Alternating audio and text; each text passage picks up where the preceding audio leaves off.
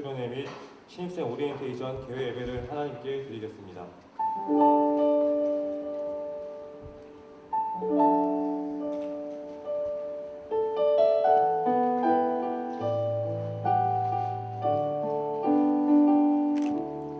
다 함께 찬송가 182장을 다 같이 부르겠습니다.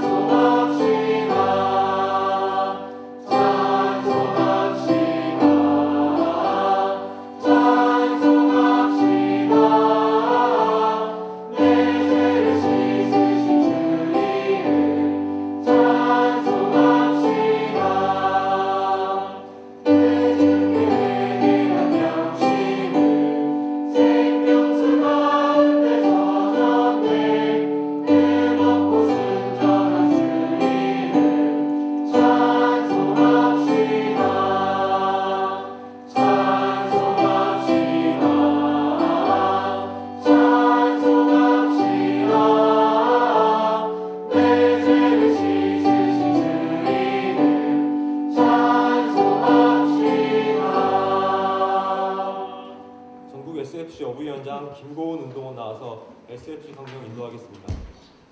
모두 자리에서 일어나 주시기 바랍니다.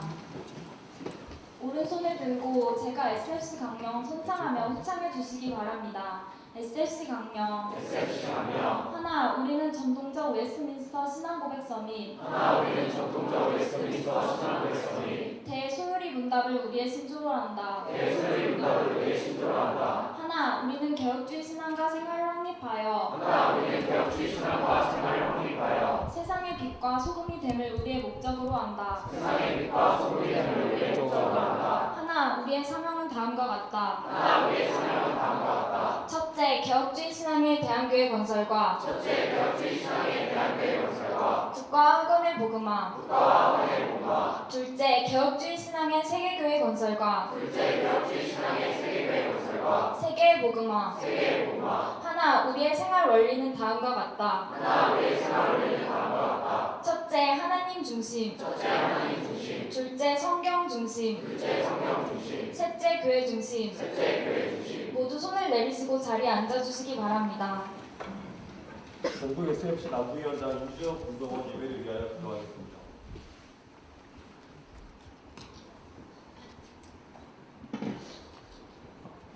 기도하시겠습니다. 사랑하는 주님, 우리 모두를 제32회 열돌 수련회로 이 자리에 불러주신 감사합니다. 특별히 좋은 날씨를 주관하시고 속초까지 사고 없이 안전하게 내려올 수 있도록 은혜 내려주셔서 감사합니다. 특별히 이 자리에 함께 참석해준 16학번 새내기들을 살펴주셔서 학원지구에 잘 정착할 수 있도록 도와주시고, 그리하여 남아있는 전국 SFC 행사에서도 새내기들 친구들과 함께하여 부흥할 수 있는 전국 SFC 될 수 있도록 도와주세요. 또한 이 자리에 함께하기 위해 전날부터 준비한 서남지방 운동원들과 아직 도착하지는 않았지만 새벽부터 준비하여 올라오고 있는 영남지방 운동원들이 있습니다. 그들의 헌신을 기쁘게 받아주시고 많은 은혜 부어주셔서 남은 방학 기간을 주님을 만나고 변화되는 삶 살아갈 수 있도록 도와주세요. 본격적인 알돌 수련의 시작을 앞서 예배로 세상 것들을 내려놓기 원합니다. 2박 3일 동안 은혜와 친교가 넘치는 알돌 수련 될 수 있도록 도와주시고 우리를 사랑하시는 예수님의 이름으로 기도합니다.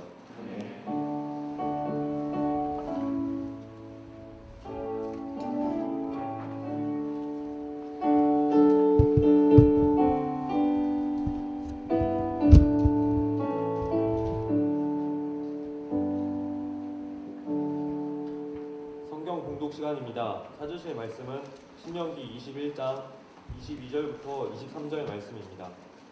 신명기 21장 22절부터 23절 말씀입니다.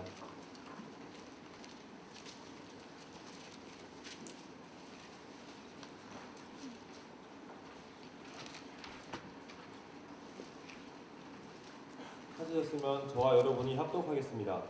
시작.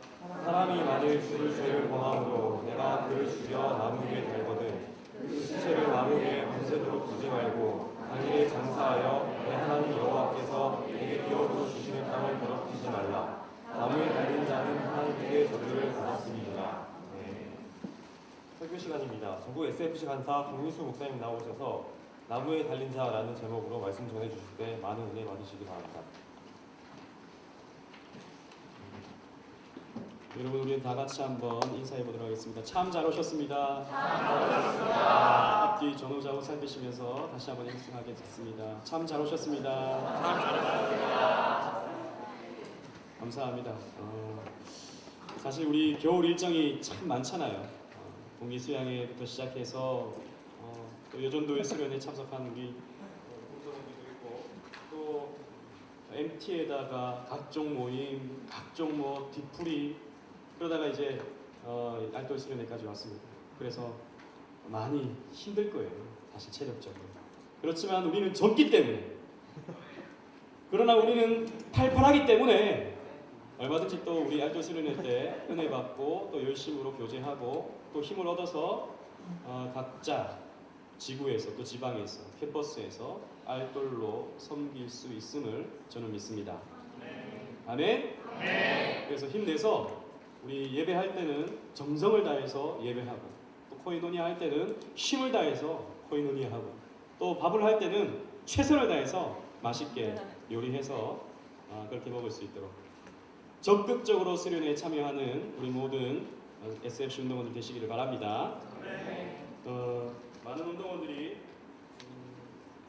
감사와 서원의 연보를 올려드렸는데요. 우리 지주원 운동원이 안전하게 이곳에 오게 하신 감사합니다. 이것이 다 주의 은혜임을 믿습니다. 김소희 동북부 지구로 불러주시고 동북부 지구의 많은 새내기와 위원들을 허락해 주심에 감사합니다. 이번에 동북부 지구가 제일 많이 왔더라고요. 저럴 줄 알았어요. 감사합니다. 우리 강다에 알돌 수련회 처음 왔는데 이번 수련회에서 얻는 은혜와 추억 다 잊지 않게 해주세요. 은혜 받고 돌아갈 수 있게 해주세요. 이었습니다. 우리 새내기였습니다. 우리 조윤주 한림교회 우리 전북에서 왔어요. 우리 전북지구 운동원들 아까 기도 시간에 나왔지만 얘기했지만 어젯밤에 올라와서 교회에서 하룻밤 묵고 이렇게 참여했습니다. 저들은 3박 4일인 거예요. 너무너무 감사합니다. SFC 회계, 청년부 서기, 유치부 교사 많이 부족하지만 하나님의 일을 즐겁게 하나님을 찾으면서 하게 해주세요. 알돌 수련회 와서 잘 적응하고 말씀 잘 듣고 친구들과 친해지길 또 십자가를 자랑하고 예수님을 믿는 여호와를 앙망하는 제가 되게 해주세요. 이렇게 했습니다. 우리 김지수 알돌 수련회 올 수 있게 하신 감사합니다. 우리 서정원 하나님 감사합니다. 교통편을 주장하셔서 안전하게 도착하게 하시고 알돌 수련회를 시작하게 하신 감사합니다. 대회를 통해 부어주실 당신의 은혜를 기대합니다. 전국 SFC 모든 운동원들에게 넘치는 은혜 부어주세요. 우리 박현진 새내기입니다. 알돌 수련회에 참석하게 하시고 친구들과 좋은 남부지구 위원들 만나게 해주신 감사합니다. 2박 3일간 교제하게 하시고 무엇보다 말씀으로 은혜 받게 해주세요. 하나님 감사합니다. 사랑합니다. 드렸습니다. 그 외에도 많은 우리 SFC 운동원들이 감사헌금을 했습니다. 매 예배 시간마다 여러분 최선을 다해서 단돈 1,000원이라도 500원이라도 하나님께 감사할 수 있는 여러분들이 되었으면 좋겠어요. 하나님은 하나님께 우리가 예배할 때 제물을 가지고 나오는 것은 당연한 것입니다. 부족하지만 또 사실 하나님께 드리기가 부끄러운 액수일 수 있으나 그러나 여러분들의 최선은 하나님께서 얼마든지 기뻐하십니다. 과부의 두레돈을 기뻐하시는 하나님입니다. 예배 때마다 정성껏 물질로 참여하시기를 바랍니다. 기도하겠습니다. 하나님 은혜 가운데 알돌 수련회를 시작하게 하시니 참 감사합니다. 서울에서 또 군산에서 창원에서 또 곳곳에서 이렇게 출발하여 또 무사히 도착하여 주님께 예배하게 하심 감사합니다. 하나님, 우리가 여기 왔사오니 풍성한 하나님의 은혜를 만끽하게 하여 주시옵소서. 이번 주제가 십자가를 자랑하라인데 십자가의 의미와 그 십자가가 나와 무슨 상관이 있는지를 깨달음을 통해서 하나님을 더욱더 사랑하고 받은 사명 넉넉히 잘 감당해내는 우리 모든 SFC 운동원들 되기를 소원합니다. 그리하여 십자가를 자랑할 수 있는 우리 모든 심령들이 되게 하여 주시옵소서. 이제 시작합니다. 마치는 시간까지 함께하여 주시고 특별히 이 개회 예배에 하나님의 은혜가 풍성하게 내려지게 하여 주옵소서. 감사하오며 우리 주 예수님의 이름으로 기도하옵나이다. 아멘. 이번 알돌 수련회의 주제는 십자가를 자랑하라입니다. 우리 따라합시다. 십자가를 자랑하라. 십자가는 우리 기독교의 상징이자 십자가는 우리 기독교의 핵심입니다. 그래서 십자가를 이해하지 아니하고는 기독교를 이해할 수가 없는 것입니다. 십자가를 이해하지 못하고는 하나님을 이해할 수 없는 것입니다. 십자가를 통과하지 아니하고는 기독교 안에 들어올 수가 없는 것입니다. 그래서 십자가는 기독교의 핵심이자 상징이자 전부입니다. 그래서 이번 알돌 수련회에 우리 알돌들을 모아놓고 목사님이 생각할 때 십자가를 우리가 이해하는 시간이 되었으면 좋겠다. 십자가의 의미를 다시 한번 생각하고 또 깨닫고 묵상하고 가슴속에 새기는 그런 시간이 되었으면 좋겠다. 그래서 이번 알돌 수련회에 부제목이 있다면 십자가 사경입니다. 십자가 사경. 사경에는 성경을 공부하는 것입니다. 성경에 나타나는 이 십자가의 의미를 하나하나 찾아가면서 우리가 공부하고 또 말씀 선포를 통해서 내 가슴 속에 새겨서 정말 기독교가 무엇인지, 정말 하나님이 나를 향해 어떤 일을 하셨는지, 또 내가 무엇을 하면서 살아야 할 것인지를 생각하고 가슴 속에 새기고 또 그렇게 실천해 나가는 우리 모든 알돌들이 되시기를 바랍니다. 로마에 팍스 로마나라고 하는 시대가 있었습니다. 사실 이 로마의 평화는 노예의 신음에서 피어난 귀족의 평화였습니다. 귀족들이 평화할 수 있었던 것은 노예들의 희생이 있었기 때문이죠. 팍스 로마나 시대에 귀족들은 온갖 진귀한 음식들을 산처럼 쌓아놓고 춤추고 노래하고 식탁에서 이것도 맛보고 저것도 맛보다가 배가 불러오면 닭의 깃털을 목 안에 넣었다가 그렇게 빼버립니다. 그러면 목이 간질간질거리면서 그 음식물을 토하게 되죠. 그 뱃속에 넣었던 그 음식물을 토해서 다시 음식을 또 먹고 하는 것이 로마 시대의 귀족들이었습니다. 귀족들은 눈요기를 위해 필요한 것이 있었습니다. 먹는 것만 필요한 것이 아니라 눈요기도 필요했습니다. 그래서 검투사들을 사용했습니다.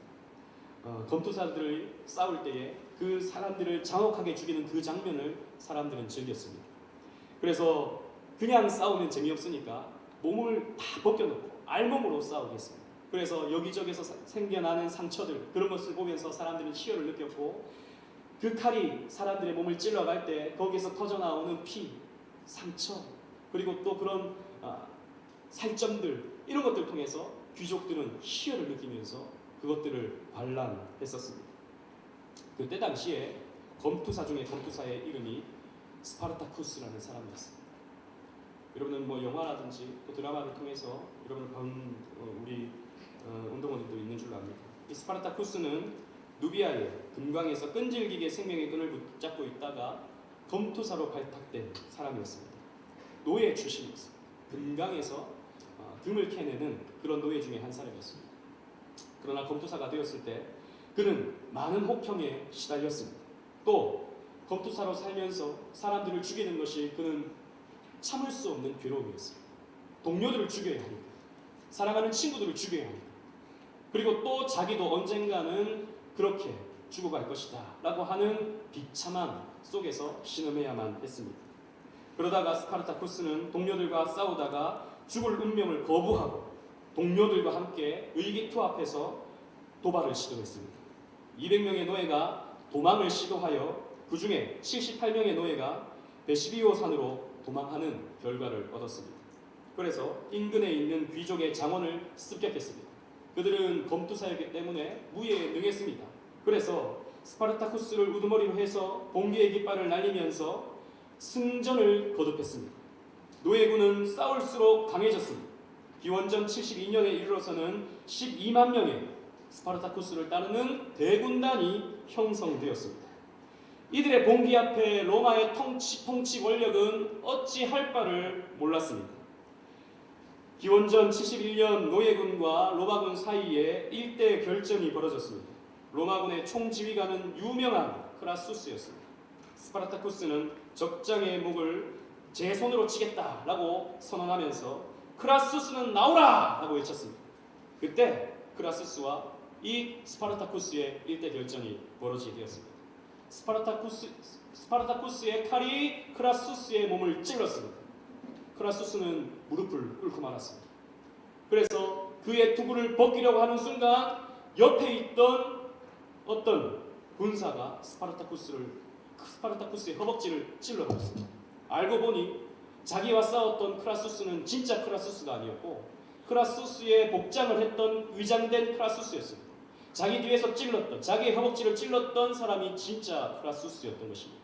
비겁하게 크라수스는 위장하여서 전쟁에 임했던 것입니다.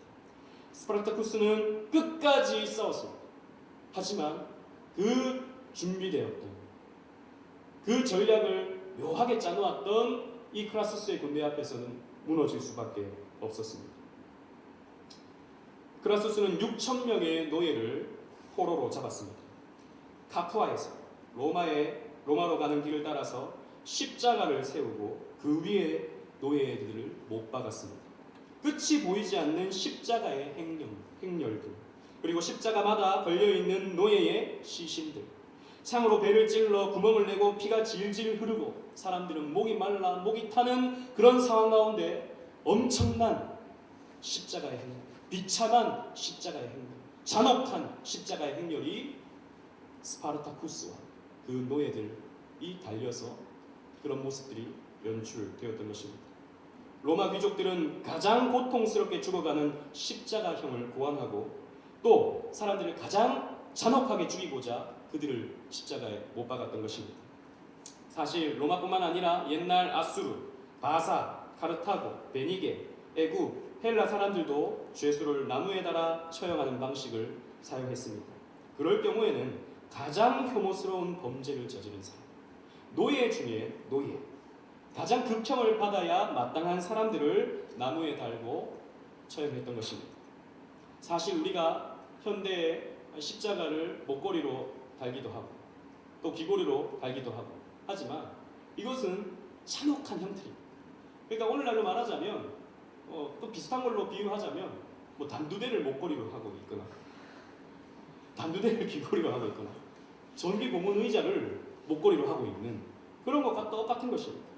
우리는 십자가가 그냥 기독교의 상징으로서 그냥 나는 이것을 믿는다라고 하는 표현으로서 십자가를 목걸이로 하고 있지만 사실 엄밀히 말하면 잔혹한 형태, 가장 비참한 심판의 형틀이 십자가였던 것입니다. 그런데 이것은 이스라엘 민족들도 마찬가지였습니다. 물론 십자가라고 하는 그 특수한 형태는 아니었지만 나무에 죄수를 다는 것은 이스라엘도 마찬가지였습니다. 아까 우리가 읽었던 신명기 21장 22절로 23절 말씀 다시 한번 읽어보도록 하겠습니다. 신명기 21장 22절로 23절 말씀 다같이 읽겠습니다. 시작. 사람이 만일 죽을 죄를 범하고 내가 그를 죽여 나무 위에 달거든 그 시체를 나무 위에 밤새도록 두지 말고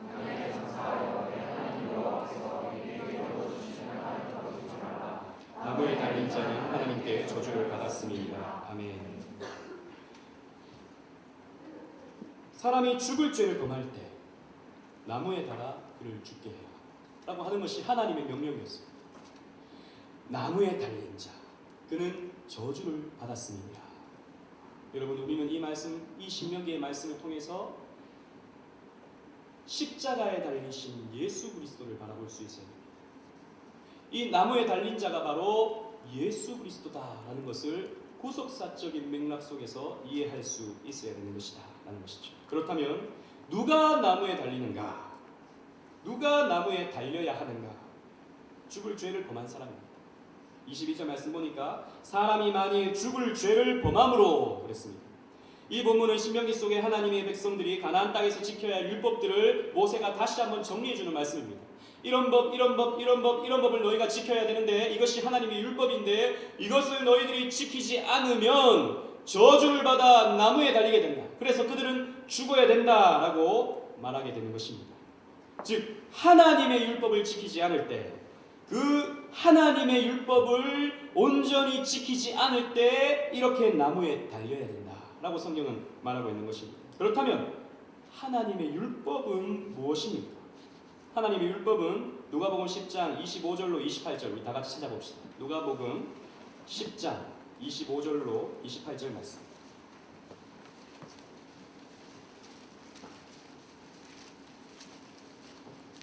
율법이 무엇인가? 누가복음 10장 25절로 28절 말씀 다 같이 읽겠습니다. 시작. 어떤 율법사가 일어나 예수를 시험하여 가로되 선생님 내가 무엇을 하여야 영생을 얻으리이까? 예수께서 이르시되 율법에 무엇이라 기록되었으며 내가 어떻게 읽느냐? 대답하여 가로되 내 마음을 다하여 목숨을 다하여 힘을 다하여 뜻을 다하여 주 너의 하나님을 사랑하고 또한 내 이웃을 내 몸과 같이 사랑하라 하였나이다. 예수께서 이르시되 내 대답이 옳다. 이를 행하라. 그러면 살리라 하시니. 아멘. 우리가 잘 아는 말씀입니다. 율법에 무엇이라 기록되었는가? 내가 그것을 어떻게 읽느냐? 라고 했을 때 이 율법사는 정답을 얘기했습니다. 이 말씀은 신명기 6장에 나타나는 말씀입니다. 이 율법을 잘 요약해주는 말씀입니다. 내 마음을 다해 목숨을 다해 힘을 다해 뜻을 다해 하나님을 사랑하는 것, 그리고 내 이웃을 내 몸과 같이 사랑하는 것, 이것이 율법입니다 라고 했을 때 네 말이 옳다. 그것을 행하라 라고 예수님께서 말씀하셨습니다. 그러면 너는 영생을 얻는다 라고 말씀해 주셨죠. 율법은 하나님 사랑, 이웃 사랑입니다. 이것을 온전히 행하지 않는 것, 하나님을 온전히 사랑하지 못하는 것, 이웃을 내 몸과 같이 사랑하지 못하는 것, 이것이 나무에 달려야 할 죄목입니다. 여러분, 이것을 우리가 지키지 못할 때, 이것을 우리가 행하지 못할 때, 이 율법대로 우리가 살아가지 못할 때 하나님은 어떻게 하십니까? 하나님은 진노하십니다. 로마서 1장 18절 말씀에 하나님의 진노가 불의로 진리를 막는 사람들의 모든 경건치 않음과 불의에 대하여 하늘로 쫓아 나타나다니 라고 하고 있습니다.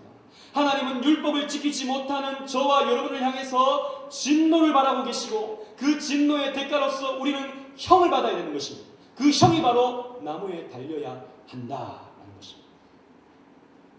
율법을 지키지 못하는 사람, 하나님을 뜻을 다해 정성을 다해 마음을 다해 사랑하지 못하는 사람, 이웃을 내 몸과 같이 사랑하지 못하는 사람, 그들이 나무에 달려야 된다라는 것이죠. 저와 여러분들이 아닙니까? 저와 여러분들이 아닙니까? 아니 저는 하나님 사랑하는데요. 네, 사랑하겠죠.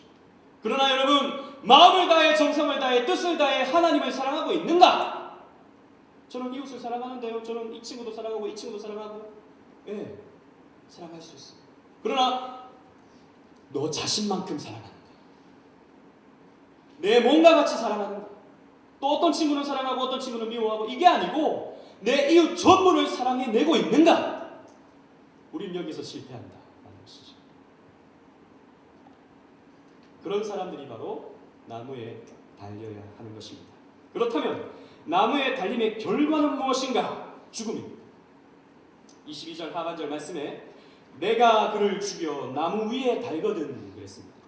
즉, 이 죄를 범한 사람, 하나님 사랑, 이웃 사랑에 실패한 사람이 나무에 달려야 하는데 죽여서 달아야 되는 것입니다. 죽는 것입니다. 나무에 달려서 죽어야 하는 것입니다.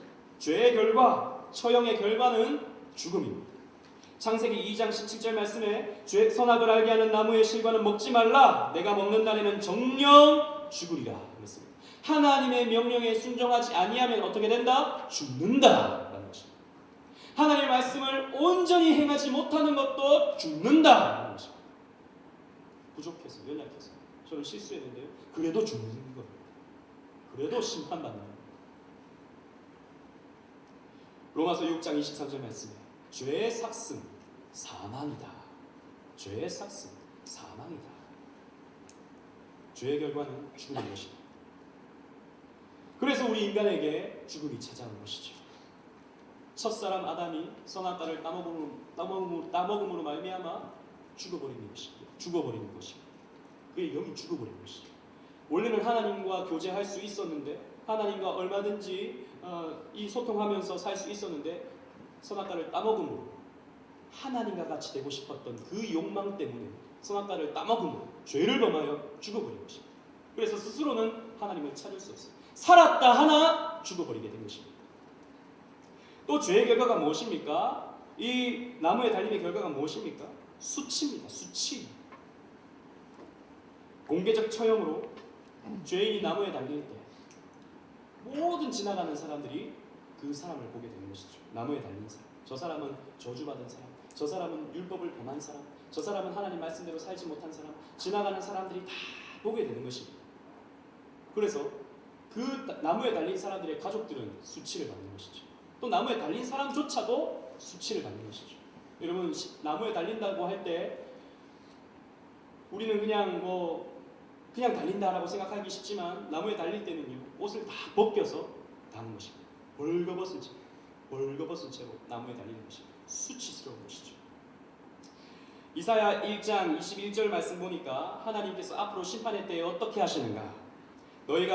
너희의 기뻐하던 상수리 나무로 인하여 부끄러움을 당할 것이요, 너희가 너희의 택한 동산으로 인하여 수치를 당할 것이며, 그랬습니다. 즉 죄의 결과가 부끄러움, 죄의 결과가 수치다는 것이죠. 아담과 하와도 마찬가지였습니다. 선악과를 따먹었을 때 그들에게 찾아왔던 첫 번째 죄에 대한 결과가 무엇이었습니까? 수치였습니다. 자기의 부끄러움이 폭로된 것이죠.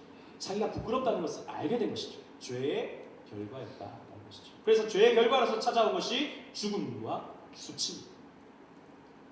그러면 나무의 달림의 의미는 무엇인가? 저주입니다. 나무의 달림의 의미, 그것은 본질적으로 저주입니다. 아까 우리가 읽었던 23절 말씀에 그 시체를 나무 위에 밤새도록 두지 말고 당일에 장사하여 내 하나님 여호와께서 내게 기업으로 주시는 땅을 더럽히지 말라. 나무에 달린 자는 하나님께 저주를 받았음이니라 라고 했습니다. 하나님께 저주를 받는 것이 나무에 달리는 것이다 라는 것입니다. 시체를 밤새도록 두지 말고 당일에 장사하라고 했습니다. 왜냐하면 이 나무에 달린 것은 굉장히 잔혹한 것입니다. 사람이 시체가 나무에 달려있다라고 하는 것은 굉장히 잔혹한 것입니다. 그런데 오랫동안 달려있으면 그 잔혹함이 사람들에게 그저 둔감해져 버리게 되는 것입니다. 처음에는 볼 때는 굉장히 자극적인데 또 보고 또 보면요, 그것이 그냥 그저 그렇게 돼버립니다. 사람들은. 그래서 처형이 얼마나 무서운 것인가를 가르쳐 주시기 위해서 오랫동안 두지 아니하시고 잠깐만 달았다가 밤이 지기 전에 이미 그 사람을 내려버리는 것이죠. 또 한 가지 이유는 잔혹한 처형으로 사람들이 갖는 공포심, 그런 공포심이 오래가지 아니하도록 하나님께서 은혜를 베풀어 주시는 것입니다. 밤이 오기 전에 그 시체를 내리게 하는 것은 그런 의미를 담고 있는 것입니다. 또 세 번째 이유는 오래 달려 있으면요, 그 피가 땅에 흘러내립니다. 땅까지 내려옵니다. 그리고 오래 달려 있으면 그 무게를 이기지 못하고 시체가 땅에 떨어지게 되거나 또 살점이 땅에 떨어지게 되면 그 땅조차도 저주받는 것입니다. 그래서 지나다니는 사람이 혹시라도 그곳을 밟게 되면 그 사람도 저주를 받게 되는 거예요. 구약 율법에 의하면. 그렇기 때문에 오래 달아두지 아니하고 밤이 오기 전에 그 시체를 내리게끔 하나님께서 말씀해 주셨습니다. 그만큼 나무에 달렸다라고 하는 것은 저주스러운 것입니다. 심각한 저주를 상징하고 있다는 것이죠.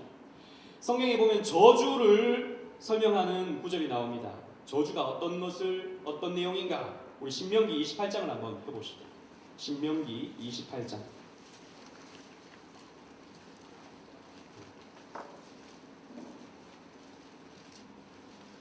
우리 성경을 계속 찾을 거예요. 제가 찾는 구절은 굉장히 중요하니까 여러분 가능하면 줄도 끄어도 되고 동그라미도 쳐도 되고 표시를 해놓으면 좋을 겁니다. 신명기 28장 20절에서 22절 말씀. 저주의 내용이 어떠한가?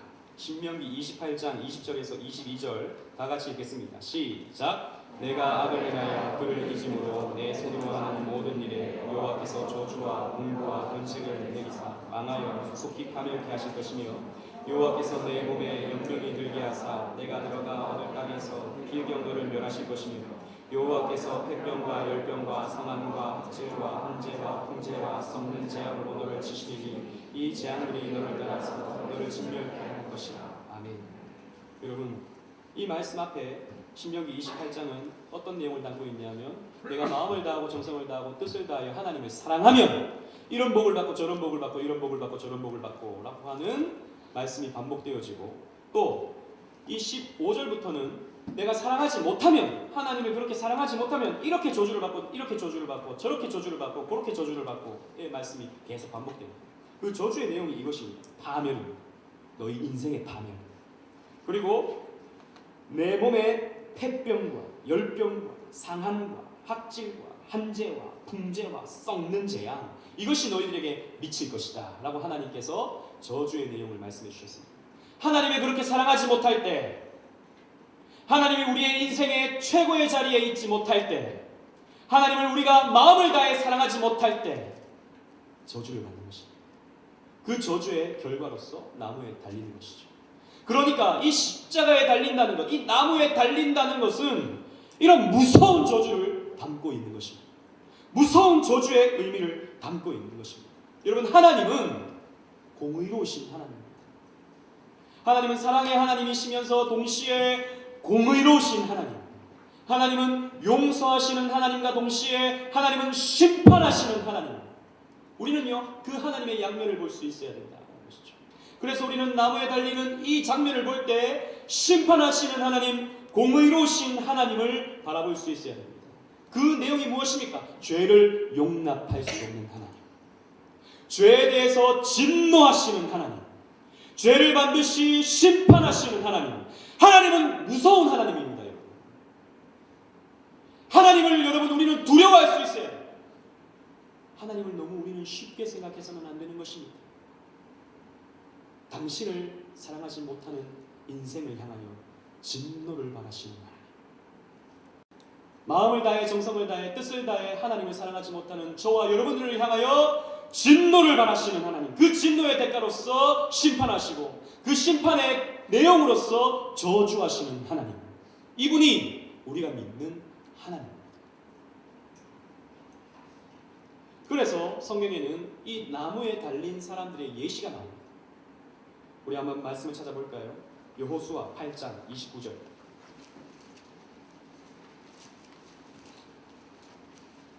여호수아 8장 29절.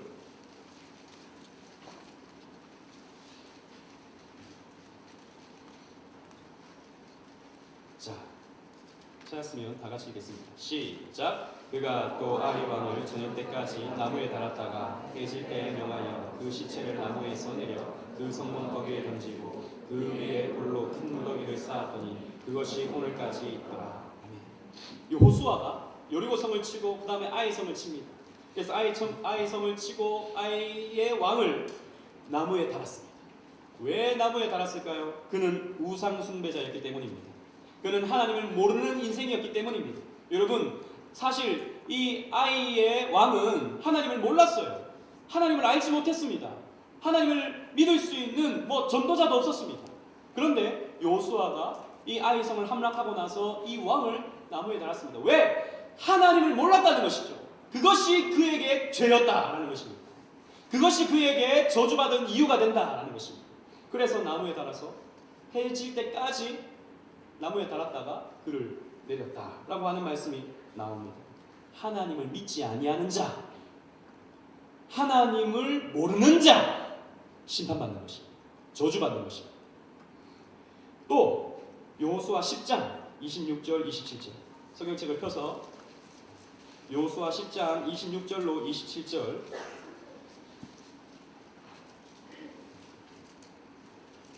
찾았으면 다 같이 읽겠습니다. 시작. 그 후에 여호수아가 그 왕들을 쳐 죽여 다섯 나무에 내어 달고 석양까지 나무에 달린 대로 두었다가 해질 때 여호수아가 명하되 그 시체를 나무에 내리어 그들의 숨었던 불에 들어 던지고 불 거기를 큰 돌로 막았더니 오늘날까지 있더라. 아멘.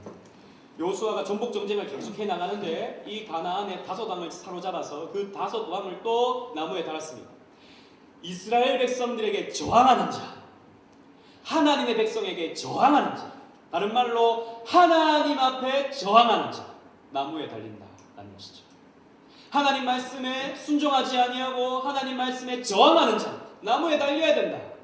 하나님 말씀을 온전히 실천하지 않는 자, 나무에 달려야 된다 라고 하나님께서 말씀하셨던 것입니다. 그래서 여호수아는 그 5 왕들을 나무에 달아놓고 해질 때까지 내리지 않았고 해지기 전에 내렸던 것입니다. 또 에스더 한번 찾아봅시다. 에스더 9장 13절 14절.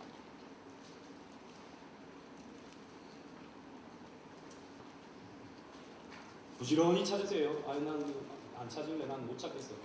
안 됩니다, 여러분. 부지런히 찾아야 됩니다. 에스더 9장 13절 14절.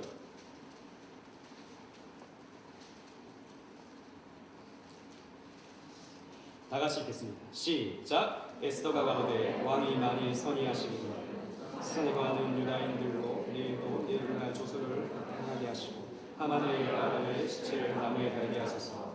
왕이 그대로 행하기를 허락하고 조서를 내리니 하만의 10아들의 시체가 달리니라. 아멘. 우리가 잘 아는 내용입니다. 에스더가 이 아하수에로 왕의 아내가 되었을 때 모르드게가 그가 사촌 오빠였죠.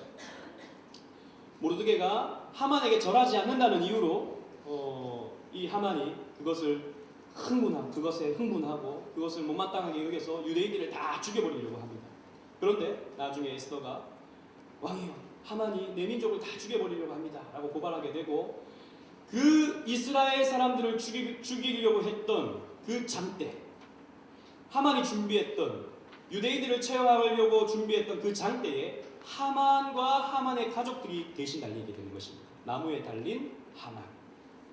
이스라엘 백성들에게 저항했던, 이스라엘 백성들을 대적했던, 하나님의 백성들을 죽이려고 했던 이 하만이 저주받아 심판받아 나무에 달리게 되는 것입니다. 그런데 이런 자들은 당연히 죽어야 할 자들이었습니다. 이런 자들은 당연히 나무에 달려 죽어 마땅한 자들이었습니다. 왜? 하나님을 대적했으니까. 왜? 하나님의 말씀 앞에 불순종했으니까. 왜? 죄를 지었으니까. 그런데 나무에 달리는 또 한 사람이 있습니다. 우리 갈라디아서 3장 13절 말씀. 갈라디아서 3장 13절 말씀.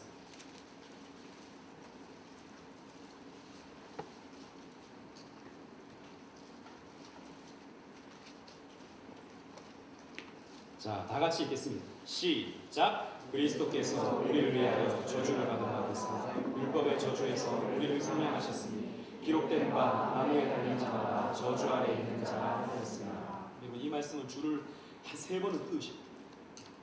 그리스도께서 우리를 위하여 저주를 받은 바 되사 율법의 저주에서 우리를 속량하셨으니 기록된 바 나무에 달린 자마다 저주 아래 있는 자라 하였음이니라. 즉 신명기에 이 나무에 달린 자, 신명기 21장 22절에 23절에 나타났던 이 나무에 달린 자는 바로 신약의 나무에 달리시는 예수 그리스도를 그려주고 있었던 것입니다. 예수님께서는 그 말씀을 성취하시고자 나무에 달리셨습니다. 그런데 예수님은 어떤 분이십니까? 죄가 없으신 분입니다. 히브리서 4장 15절 말씀에 우리에게 있는 대제사장은 우리의 연약함을 체휼하지 아니하는 자가 아니요 모든 일에 우리와 한결같이 시험을 받은 자로 돼 죄는 없느니라. 예수님을 향해서 죄는 없느니라. 예수님은 죄가 없어요. 왜? 하나님 말씀대로 살았고 하나님 사랑했고 이웃을 사랑했습니다. 하나님은 어떻게 사랑했습니까? 하나님이 계획해 놓으신 구원의 방법에 예수님께서는 다 성취하셨습니다. 그 구원의 방법을 예수님께서는 다 이루셨습니다. 율법을 다 성취하셨습니다. 또 이웃을 어떻게 사랑하셨습니까? 자기 몸을 우리에게 다 내어주셨습니다. 우리를 위해 자기 피를 다 흘려주셨습니다. 자기의 몸을 우리의 양식으로 다 내어주셨어요. 이보다 더 큰 사랑이 없습니다. 그러므로 예수님은 죄가 없습니다. 완벽한 의인. 우리와 같은 육신을 가지고 있지만 완벽한 의인이셨다. 죄가 없는 분이었다라는 것입니다. 그리고 예수님은 영원한 생명을 소유하신 분입니다.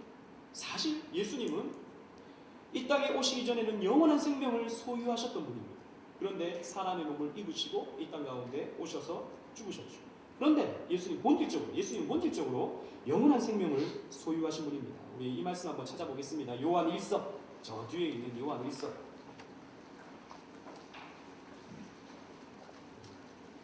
요한 1서 1장 2절 말씀. 다 같이 읽겠습니다. 시작. 이 생명이 나타나신 바든지 이 영원한 생명을 우리가 보았고 증거하여 너희에게 전하노니 이는 아버지와 함께 계시다가 우리에게 나타나신 바 된 자니라. 아멘. 자, 예수님을 가리켜서 이 생명이 나타났다. 이 영원한 생명을 우리가 보았다. 그리고 또 증거하고 있다. 너에게 전하고 있다. 이 생명은 아버지와 함께 계시다가 우리에게 나타나신 바 되었다. 이 생명은 누구? 예수 그리스도. 예수님을 가리켜 생명이다. 예수님은 생명의 본질이십니다. 그런데 죄가 없으신 영원한 생명을 가지셨는데 왜 예수님께서 십자가에 달리셔야만 하셨는가? 왜 예수님께서 나무에 달리셔야만 하셨는가? 십자가는 원래 죄인이 달려야 합니다. 십자가는 그 중에서도 죄인 중에서도 노예 죄인이 달려야 합니다. 그런데 죄 없으신 예수님께서 왜 십자가에 달리셔야만 했습니까? 바로 우리의 죄를 용서하시고자 십자가에 달리셨습니다.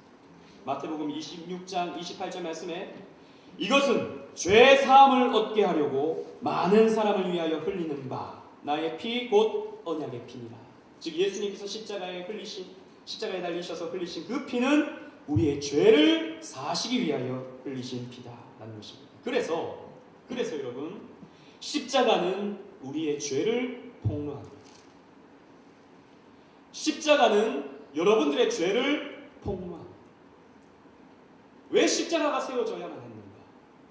왜 십자가에 예수님께서 달리셔야만 했는가? 저와 여러분들이 죄를 지었기 때문입니다. 죄로 말미암아 죽어야 할 우리를 예수님께서 용서해 주시고자 우리 대신 십자가에 달리신 것입니다. 그러므로 여러분들이 십자가 앞에 설 때, 십자가를 바라볼 때 여러분들의 죄를 발견해야 되는 것입니다. 이것이 안 된다. 이것이 어려운 겁니다. 왜? 비교적 나는 깨끗하거든요. 비교적 나는 착하거든요. 비교적 나는 저 친구보다는 조금 더 정결하거든요. 그러니까 나는 조금 더 나아. 이런 비교의식이 우리 머릿속을 지배한다. 그래서 나는 조금 더 낫다라고 생각하는데 여러분 그렇지 않습니다. 하나님은 작은 죄라도 그 죄에 대해 책임을 물으시는 하나님이십니다. 하마르티아라고 하는 이 죄라는 말은 관역을 벗어나는 것인데 관역에 조금 삐게 맞는 것도 죄입니다. 정확하게 맞지 않을 때 모든 것이 죄가 되는 겁니다. 힘이 없어서 이 화살이 관역에 이르르지 못하는 것도 죄고 엇나가는 것도 죄고 정확하게 맞지 않는 것도 죄입니다. 100% 여러분들이 하나님의 사랑, 이웃을 사랑하지 못한다면 여러분들은 하나님의 진노받아 마땅한 죄인이다 라는 것이죠. 하나님 사랑합니까? 하나님 사랑하고 있어요? 사랑은 하죠. 하지만 하나님을 여러분들의 삶의 최고의 자리에 놓고 사랑하고 있습니까? 정말 그렇게 자신합니까? 그렇게 하나님을 사랑한다고 담대하게 말할 수 있습니까? 없어요, 여러분. 여러분들이 정말 십자가의 의미를 이해한다면 없다라는 것이죠. 만약에 여러분들이 그것을 할 수 있다면 십자가가 설 이유가 없는 것입니다. 여러분들이 하면 되니까. 안 되니까 예수님께서 십자가에 달리신 겁니다. 안 되니까 예수님께서 용서하시고자 여러분들의 죄를 대신 지시고자 십자가의 나무에 달리신 것입니다. 왜 예수님께서 십자가에 달리셨는가? 우리에게 생명을 주시고자. 요한복음 14장 6절 말씀에 예수께서 그러사대 내가 곧 길이요 진리요 생명이니 나로 말미암지 않고는 아버지께로 올 자가 없다. 예수님이 우리의 생명이 되십니다. 예수님께서 자신이 가지신 그 생명을 우리에게 주시고 예수님은 대신 죽으신 것입니다. 그 생명을, 본인이 가지고 계셨던 그 영원한 생명을 우리에게 주셨다. 그리고 당신은 죽으셨어요. 그래서 우리는요, 죽었다 하나 사는 자가 되는 것입니다. 우리는 이 땅에서 떠날 때 죽지만 그 순간 우리의 영혼은 생명을 얻어 천국에 가는 것이죠. 그리고 주님께서 다시 오시는 날 우리는 신령체가 되어서, 영생체가 되어서 저 새하늘과 새 땅에서 영원히 사는 존재가 되는 것입니다. 또 마지막으로 왜 예수님께서 십자가에 달리셔야만 했는가? 우리의 저주를 대신 감당하시고자 십자가에 달리셨습니다. 아까 제가 말씀드렸던 누가 나무에 달려야 하는가? 죄 있는 자, 죽는 자, 저주받는 자라고 했습니다. 예수님께서 그 모든 것을 성취하시는 거예요. 그 모든 것을 감당하시는 거예요. 마지막으로서 저주입니다. 갈라디아서 3장 13절 말씀, 아까 우리가 읽었던 말씀, 그리스도께서 우리를 위하여 저주를 받은 바 되사, 예수님께서 저주를 받으셨습니다. 율법의 저주에서 우리를 속량하셨으니 우리가 받아야 할 그 율법의 저주, 율법을 지키지 못하는 우리가 받아야 할 그 저주를 예수님께서 대신 속량하셨다, 대신 갚으셨다라는 말입니다. 그래서 나무에 달린 자마다 저주 아래 있는 자라 구약성경에 얘기했는데 그 나무에 달린 자가 바로 예수님이다 라고 사도 바울은 말해주고 있는 것입니다. 그래서 예수님은 우리가 감당해내야 할 저주를 홀로 감당하셨습니다. 십자가에 달리신 예수 그리스도는 그 처절한 저주 속에서 몸부림치셔야만 했습니다. 여러분, 그 고통은 우리가 감히 상상할 수 없는 고통입니다. 예수님께서 그냥 단순히 못 박히신 것이 너무 아파서 너무 아프다라고 외치신 것이 아닙니다. 너무 아프다라고 절규하신 것이 아닙니다. 이 잔을 피해가고 싶다라고 말씀하신 것이 아닙니다. 우리가 받아내야 할 그 저주, 그 저주가 그 완전한 의인이신 예수님께서 받아내시기에는 너무 고통스럽고 공포스러웠던 것이었던 것입니다. 상상할 수 없는, 가늠할 수 없는 저주의 고통을 예수님께서 감당하셨습니다. 그래서 우리에게는 저주가 없습니다. 따라합시다. 우리에게는 저주가 없다. 여러분들은 죄를 지어도, 앞으로 죄를 짓는다 하더라도 여러분들에게는 저주가 없습니다. 우리는 저주에서 자유케 되었기 때문입니다.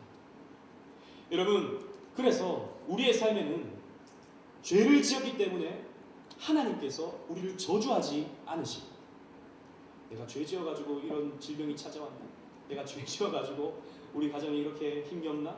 내가 죄를 지어가지고 이런 문제가 발생했나? 여러분, 그런 것이 우리에게는 없습니다. 그런 것은 불신자들에게 해당되는 것이지 우리에게는 해당되지 않아요. 그럼 목사님, 우리에게 찾아오는 이런 아픔들, 고난들, 힘겨움들, 이것은 무엇입니까? 여러분, 그것은 하나님께서 여러분들을 하나님 백성으로 만들어 가시기 위해서 주어지는 선물과 같은 것들입니다. 세상 사람들은 그러한 삶을 보고 저주받았다, 참 저주받은 인생이다 라고 할 수 있으나 우리는 그런 것이 없는 것입니다. 그 모든 것이 합력하여 우리의 삶에 선을 이루기 때문에 우리에게는 다시 저주가 없이, 우리에게는 앞으로의 모든 삶이 축복된 삶, 형통의 삶, 하나님의 은혜의 삶으로 점철되는 것입니다. 여러분, 우리는 이 십자가를 믿는 것입니다. 이 십자가, 예수께서 달린 십자가를 믿는 것입니다. 민수기 21장 9절 말씀에 모세가 놋뱀을 만들어 장대 위에 다니 뱀에게 물린 자마다 놋뱀을 쳐다본 즉 살리라 그랬습니다. 그런데 요한복음 3장 14절 16절 말씀에 모세가 광야에서 뱀을 든 것 같이 예수님 인자도 들려야 하리니 이는 저를 믿는 자마다 영생을 얻게 하려 하십니다. 하나님이 세상을 이처럼 사랑하사 독생자를 주셨으니 이는 저를 믿는 자마다 멸망치 않고 영생을 얻게 하려 하십니다 라고 말씀하셨습니다. 장대에 달린 놋뱀, 장대에 달리신 예수 그리스도, 십자가에 달리신 예수 그리스도, 우리는 그 십자가를 바라봐야 된다는 것이죠. 우리는 이 십자가의 의미를 바라봐야 된다는 것입니다. 우리는 이 십자가의 의미를 깨달아야 된다는 것입니다. 그래서 우리는 이 십자가를 사랑해야 된다는 것입니다. 왜? 이 십자가가 나의 죄를 용서해 주고, 이 십자가가 나에게 생명을 주고, 이 십자가가 나의 모든 저주를 없애버리고 내 삶을 복되게 하거든. 그래서 우리는 이 십자가를 붙드는 것입니다. 우리는 이 십자가를 사랑해야 되는 것입니다. 우리는 이 십자가를 자랑해야 되는 것입니다. 목사님 따라합시다. 목사님, 이번 알뜰 수련회 분위기가 굉장히 어둡겠군요. 십자가, 피, 저주, 심판. 알뜰 수련회 좀 MT 오는 기분으로 왔는데 작년에도 그러시더니 작년에도 오자마자 슬프다 이성이요. 너무 슬퍼가지고 뭐 게임을 해야 될지 말아야 될지 그랬는데 이번에도 그러시는군요. 그런데요, 목사님은 이게 하고 싶어. 이런 게 하고 싶어. 왜? 평소에 이런 말씀 잘 나누기가 힘들어요. 그리고 이런 막 2박 3일 동안에 십자가 하기가 힘들어요. 여러분, 근데 십자가는요, 슬픈 것만이 아닙니다. 십자가 앞에서 우리는 눈물 질질 짜고 십자가 예수님께서 다니신 고난, 이것만이 십자가가 아닙니다. 십자가 뒤에 나에게 찾아온 이 죄 용서, 십자가 뒤에 찾아온 이 생명, 이 십자가 뒤에 찾아온 이 축복, 이것을 우리는 경험하고 이것에 우리는 감격하고 이것에 우리는 기뻐할 수 있어야 된다라는 것이죠. 그래서 십자가 뒤에 영광이 있는 것입니다. 이 영광으로 우리는 기뻐할 수 있는 거예요. 이 영광으로 우리는 감사할 수 있는 거예요. 우리 이 2박 3일 동안에 이 십자가의 의미를 우리가 곰곰이 생각하고 또 이 십자가를 우리가 사랑함으로 또 자랑함으로 큰 은혜를 받는 우리 모든 SFC 운동원들 되시기를 바랍니다. 우리 이 시간에 찬양 하나 하도록 하겠습니다. 찬양, 어떤 찬양 할 거냐면 모든 능력과 모든 권세. 초아 바로 되나요? 바로 된대요. 준비가. 여러분 스마트폰을 꺼내서 모든 능력과 모든 권세라고 한번 쳐보십시오. 여러분, 이번 알뜰 수련회 설교는 좀 길 겁니다. 계획 때부터 지금 한 40분 한 것 같아요. 근데 줄여가지고 지금 줄인 거예요. 원래 한 1시간 반 분량이 나오길래 줄여가지고 이렇게 40분 한 겁니다. 그러나 여러분, 이 말씀이 우리에게 생명이 됩니다. 이 말씀이 우리에게 은혜가 됩니다. 이 말씀이 우리에게 생명이 됩니다. 여러분, 그렇기 때문에 우리가 말씀을 사모하는 마음, 정말 이 십자가를 사모하는 마음, 이 십자가의 의미를 더욱더 깨닫고자 하는 그 갈급한 마음으로 우리 이 찬양 한번 하도록 하겠습니다. 모든 능력과 모든 권세.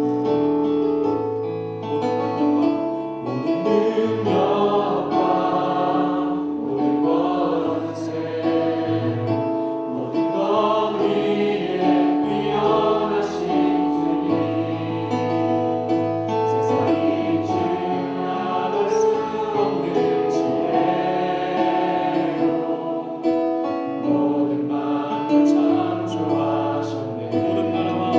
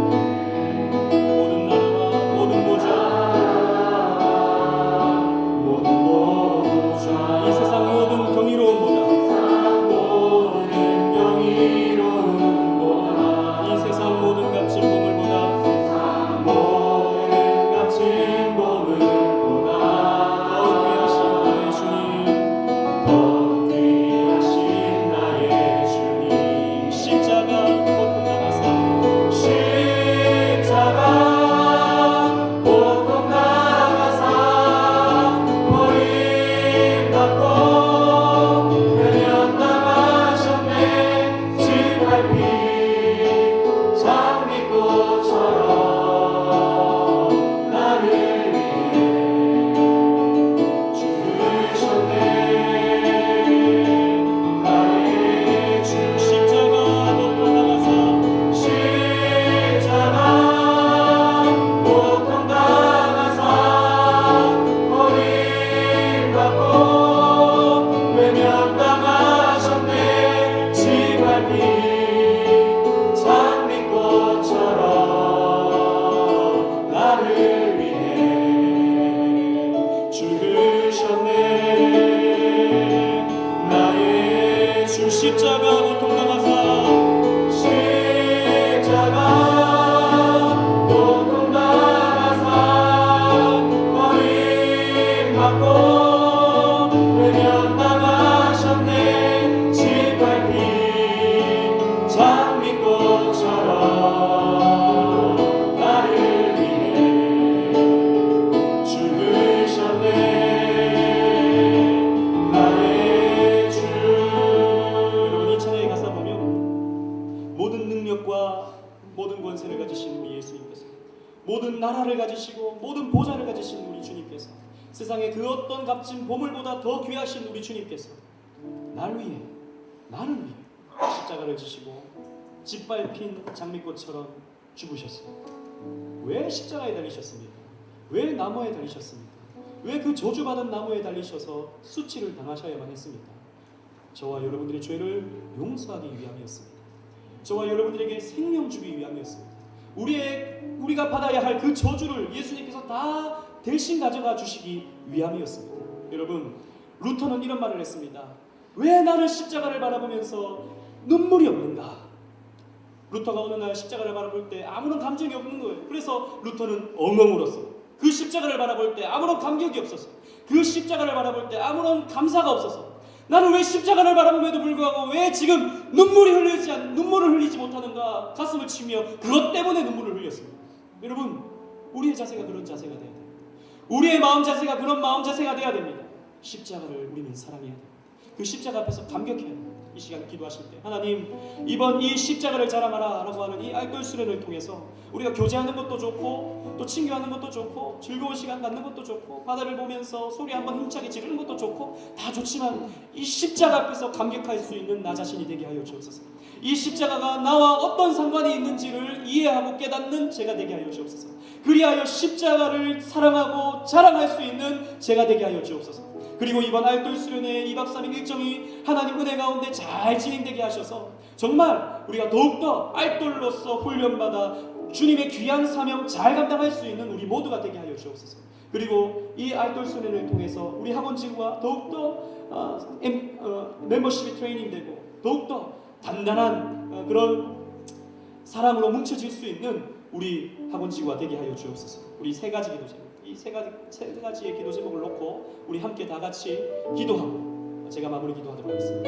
우리 한번 정성을 다해서 힘을 다해서 기도하도록 하겠습니다. 주님의 은혜를 감사합니다. 하나님, 우리를 알뜰 수련회로 보내주신 것 참 감사합니다. 하나님, 우리에게 하나님의 은혜를 내리고 주옵소서. 하나님, 우리에게 한량없는 하나님의 은혜를 내리고 주옵소서. 주님께서 우리에게 하시고자 하는 말씀, 이 십자가를 자랑하라라고 하는 이 귀한 말씀, 이 십자가의 의미를 깨닫는 우리가 되게 하여 주옵소서. 이 십자가의 복음을 우리가 관통하게 하여 주옵소서. 이 십자가가 나와 어떤 상관이 있는지, 이 십자가가 나에게 어떤 의미가 있는지, 이 십자가가 나를 어떻게 만들어가는지를 하나님 이번 수련을 통해서 깨닫고 은혜 받는 우리 모든 심령들이 되게 하여 주시옵소서. 하나님, 우리에게 하나님의 은혜가 풍성하게 내려지게 하시고 이 십자가의 용사들로 거듭날 수 있도록 주님께서 주장하시고 인도하여 주시옵소서. 십자가를 자랑하게 하여 주옵소서. 십자가를 바라보게 하여 주옵소서. 십자가에 감격하게 하여 주옵소서. 십자가를 사랑하게 하여 주옵소서. 십자가 앞에 무릎 꿇게 하여 주옵소서. 십자가 앞에 전부를 걸게 하여 주옵소서. 주님, 우리 모든 알교회를 한 사람 한 사람, 우리 모든 새내기 한 사람 한 사람에게 이 십자가의 은혜가 임하게 하여 주옵소서. 이번 알교회 수련회 2박 3일 강한 기간 동안에 우리가 더욱더 은혜 받기를 원합니다. 우리가 더욱더 연단 받기를 원합니다. 더욱더 훈련 받기를 원합니다. 이 알교회 수련회를 통하여서 알뜰 아들로서 더욱더 성장하기를 원합니다. 주여 우리에게 은혜를 내리워 주시고 이 2박 3일의 일정 동안에 우리 학원집으로 모일 때 더욱더 사랑으로 뭉쳐지게 하시고 더욱더 멤버십이 트레이닝되게 하시고 더욱더 주님의 일들을 감당하기에 부족함이 없는 그런 마음을 들따라는 귀한 시간이 되게 하여 주옵소서. 주님 우리의 시간들을 주님께 맡깁니다. 하나님께서 인도하여 주시고 하나님께서 붙들어 주셔서 이 알뜰 수련을 통하여서 주님의 일들을 우리가 온전히 이루어 나갈 수 있도록 하나님께서 도와주시옵소서. 오 주님 십자가의 은혜를 우리에게 내리워 주옵소서. 십자가의 감격이 우리 가운데 충만하게 하여 주옵소서. 이 십자가가 나를 위해 피 흘리신, 나를 위해 저주를 감당하신, 나를 위해 죽으신, 내 죄를 용서하신 주님께 나아갈 수 있는 길이 되게 하여 주옵소서. 하나님 감사합니다. 우리를 이 축복의 장소로 불러주시고 십자가의 복음 앞에 서게 하시니 참 감사합니다. 주님, 그러나 우리가 이 십자가 앞에서 섰음에도 불구하고 이 십자가가 감격스럽지 못하고 이 십자가가 그저 멀게만 느껴지는 우리들의 심령입니다. 주님, 이 알뜰 순회를 통하여서 십자가로 가까이 나아가게 하여 주옵소서. 그리하여 십자가를 붙드는 우리 모든 심령들이 되게 하여 주옵소서. 그리하여 그 십자가가 나와 어떤 상관인지를 깨닫고 십자가를 자랑하는 우리 알뜰들이 되게 하여 주옵소서. 그리하여 이 십자가 복음을 가지고 각자 캠퍼스로 나가고 학원직으로 나가서 이 십자가의 복음을 힘있게 외칠 수 있는 우리 모든 알뜰들이, 우리 새내기들이 되게 하여 주시옵소서. 하나님, 이 짧은 시간에 이 놀라운 복음을 전하는 것이 참 어렵습니다.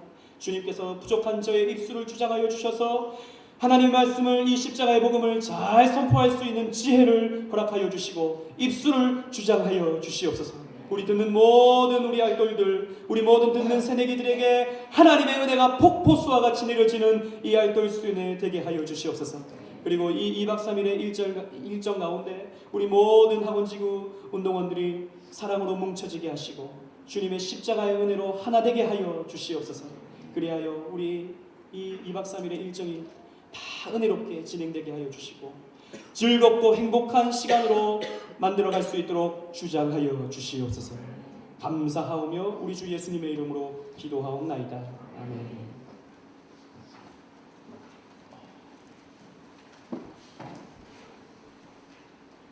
다 함께 찬송가 138장을 부르겠습니다.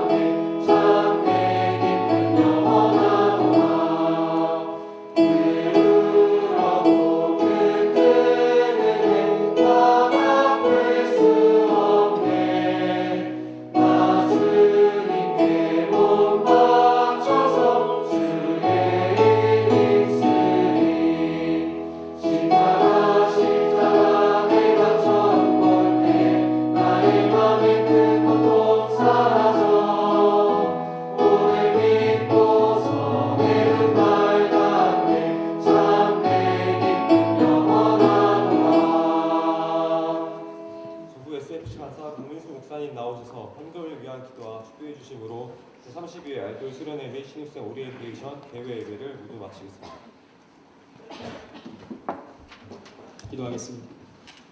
이제는 우리 주 예수 그리스도의 은혜와 하나님의 극진하신 사랑하심과 성령님의 감화 감동 교통 위로 충만하심, 십자가의 의미를 깨닫고 십자가를 더 사랑하길 원하는 우리 사랑하는 모든 알돌들 위해, 그리고 우리 새내기들 위해 이제로부터 영원토록 함께 하실지어다. 아멘.